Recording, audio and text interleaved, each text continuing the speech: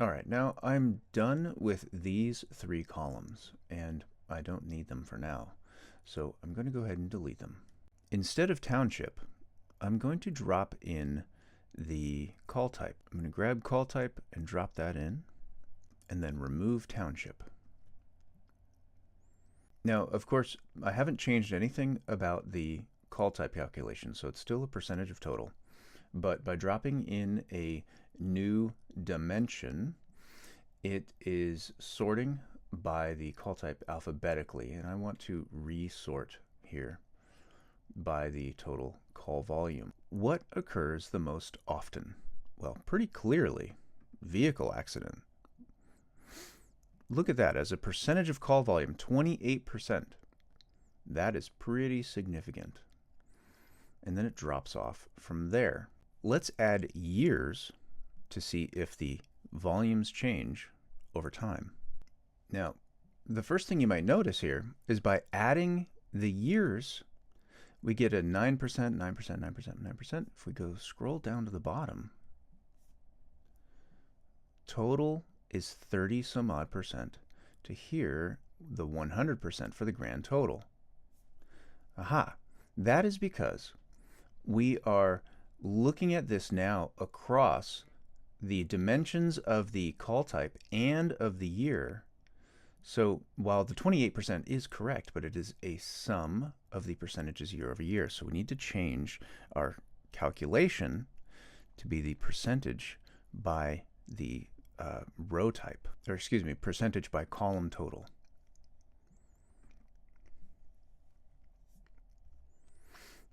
And now we can see the 29, 29, 28, and as a total here, this is the 28%.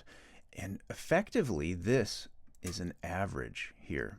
When we think of it as grand total, it's effectively an average now. If we were to average these out, the 4.9, the 5, and 4.3, we'd end up with something about this 5.8.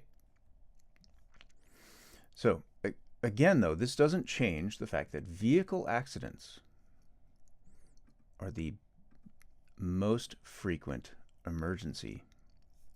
But I wanted to say, let's take this a step further and look at it as a heat map. So I'm going to remove years and put on months. Okay, now that we have this in a map, it makes it kind of hard to see all of this stuff all at once.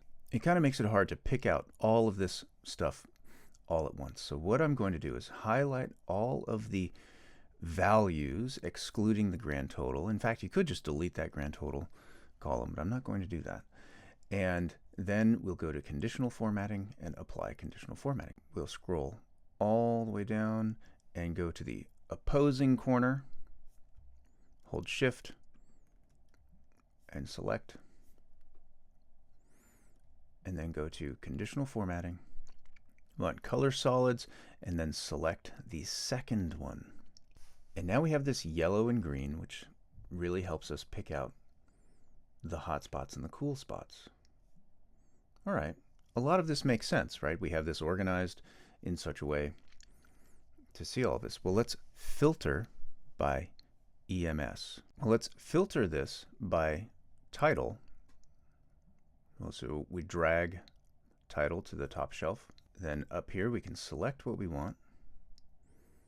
Let's deselect everything and then just click on EMS. Now, what kind of interesting patterns can we pull out from this? Well, clearly there's a bunch of red up here. There's a big hot spot, a lot of medium spots, but this is very, very interesting. But notice heat exhaustion. Heat exhaustion is moderate for only these couple of months. So now we kind of know where to prepare ourselves for heat exhaustion calls. We know that it's pretty clear cut when heat exhaustion starts. We can see that fall victims is pretty well constant throughout the year.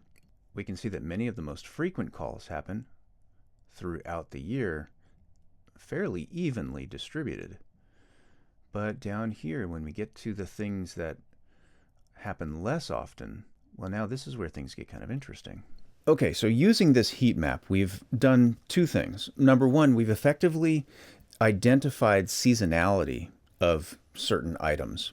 So the heat stroke, very clearly during the summer, there's a clear demarcation between the color green and yellow for those summer months. So we know when to get ready for it. We can see that falls happen pretty evenly at a fairly high rate all year long. So it's not something that is only that spikes only during the winter time when there's maybe more ice on the ground. The other thing is that we can think about this from a training perspective. Not every emergency call is created equal. Let's say if we were to rank them on a level of severity from 1 to 10. Now, of course, any emergency scenario can quickly elevate from 1 to 10 or quickly de-escalate from 10 to 1 once you get on seeing what's going on. But just on the face of it, general weakness, we might call that a 1 in terms of severity or impact. Now, of course, we wouldn't treat it with any less severity than anything else, but it's kind of a lower impact sort of thing, right? Whereas cardiac arrest, that's a level 10, right? That's a level 10, end of story. So what we can start to think about is overall, how are we structuring our training? These things that have a low impact and happen often, well, maybe we don't need to train so much because the teams are getting reps on those all the time. They're getting the reps all the time when they're on shift, right? But the things that are high impact and happen with a very low frequency, those are the things that we need to ensure that we're keeping up on our training, because we're not getting the reps in the field. And when those things occur, we need to be ready for them. So we train harder for the things that are high impact and low frequency.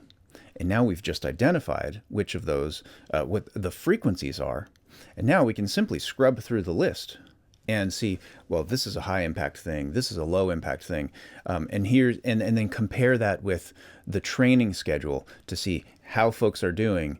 Are they paying attention to their cardiac arrest training or to their active shooter training or whatever the case may be? Now, let's take a closer look, since we have day part and week part. Let's make a heat map for the week so we can start to think about scheduling.